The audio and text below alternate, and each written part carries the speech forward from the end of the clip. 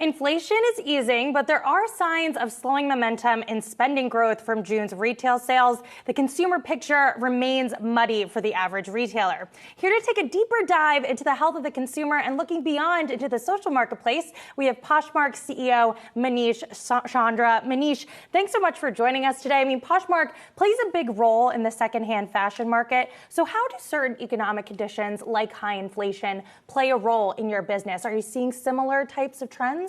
Well, we've seen definitely a slowdown in spend, both because of inflation and as consumers have sort of shifted post-COVID spending into travel and other things. However, I can say that towards end of June and beginning of July, we are seeing some acceleration, which is a positive sign. So keeping our fingers crossed as we head into the all-important back-to-school season. Manish, what are consumers spending on, those that are still spending on the platform? They are spending on very fast-moving trends. So one of the things that you see, especially with the younger consumer, which is a big portion of our constituency, is how fast they're adapting to different trends. I mean, this week is all about Barbiecore, and then you've got the Y2K trends. So for example, in June, our year-over-year sales of Coach bags were up 5x. Wow. And then quiet luxury, Stealth Wealth, Lorna Piana is up almost 100% YOY.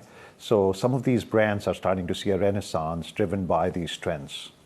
And I noticed a stat that you have user engagement in the mid 20-minute range. That is pretty significant. How do you continue to keep users engaged on your app and website? Well, for us, it's all about creating a very social experience, which gives both users a comfort to shop from each other, but also discover new styles. So in April, we introduced live streaming on our platform, and that's scaling very fast.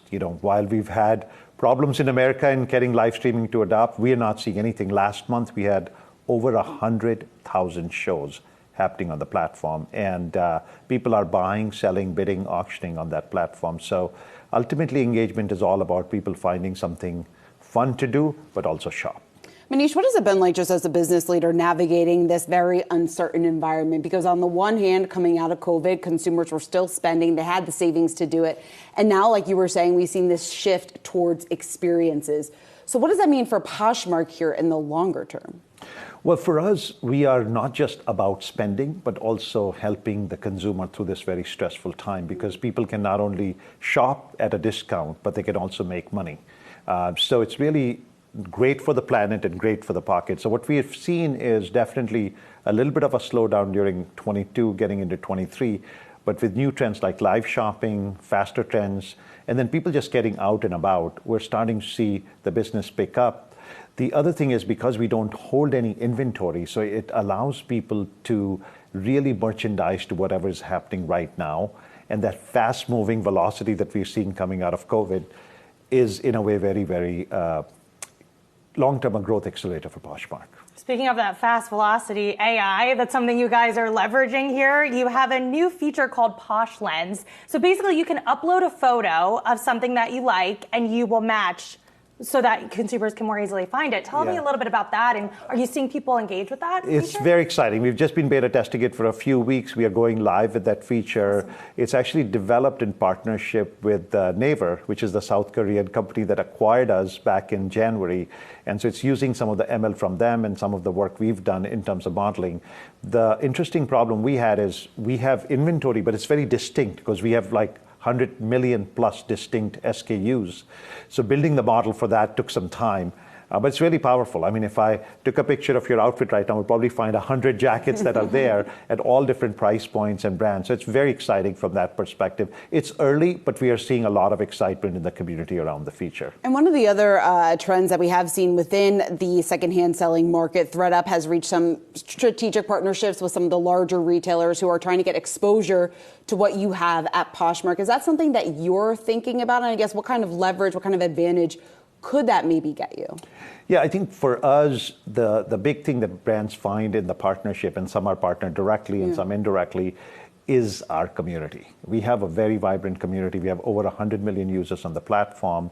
Just to give you a sense, over the last decade, our community has recycled over 200 billion items. So they get access to a pretty massive user base. And then it's a very engaged community. It's a very vocal community. So it's very powerful from that perspective. The other thing which is interesting about Poshmark is the scale and breadth of inventory. So, it's not very niche. We have luxury products, we have everyday products, we have products at all price points. So it really appeals from a very broad perspective. And part of that community are influencers. I notice influencers on the Poshmark app all the time. Do you reach out to those influencers? Do they come to you? And how do you foresee maybe leveraging some of those influencers moving forward? Well, influencers and creators are pretty much driving our consumption today. It's a little bit of both. We have people who open their closets on their own. There are people that we work with and do some charitable work. A lot of it is around what we see the consumer trends, which is this focus on micro community. I'm a dad, I'm a professional, I'm a baseball player, I'm like sort of going to pickleball or whatever my passions are. And each of those communities have different fashion needs, different clothing needs, and creators or influencers help sort of drive that growth for us and for that community. Manish, when it comes to looking out here in terms of future growth for your business, for your industry, I think a lot of people out there are kind of questioning how much bigger this demographic could be in terms of your target, because I would guess it probably skews younger, right? Because it's the younger generations that are a little bit more conscious, or have been, I should say, about the resale market, and also not wanting so much waste out there. How do you capture that older demographic? So we've been working at it. I think you see a lot more adoption of that. I think there's two things. One is selection. So I think the selection has just grown dramatically over the last several years. But the other thing is the stigma. I don't think today, if you go around and say, hey, I bought this on Poshmark, people will say, oh, no, they'll say, wow, tell me more. So that is the other big piece. But the progression of the closet from sort of a boomer who has maybe 10% of the closet at secondhand to Gen Z who's 17 to 18% is very encouraging. So I think the growth of the closet that comes from resale is going to expand, driven by both economic factors and just focus on climate change, sustainability. And the third thing is it's just good for the wallet as well in terms of making money and selling money. I was talking to someone, she wore a bridesmaid dress, sold it the next day, and pretty much recovered what she spent on it. And if you think of a typical wedding season, when you have 8 or 9 bridesmaid dresses to buy, it's a very powerful tool to help you. I've done that many times myself on your site, and it's effective. And you're right, you end up saving a heck of a lot of money in the long term. Personally, I'm going to buy myself a Coach bag. I'm excited. But Manish Chandra, Poshmark CEO, thank you so much for joining us today. Good luck with everything. Thank you. Thanks for having me.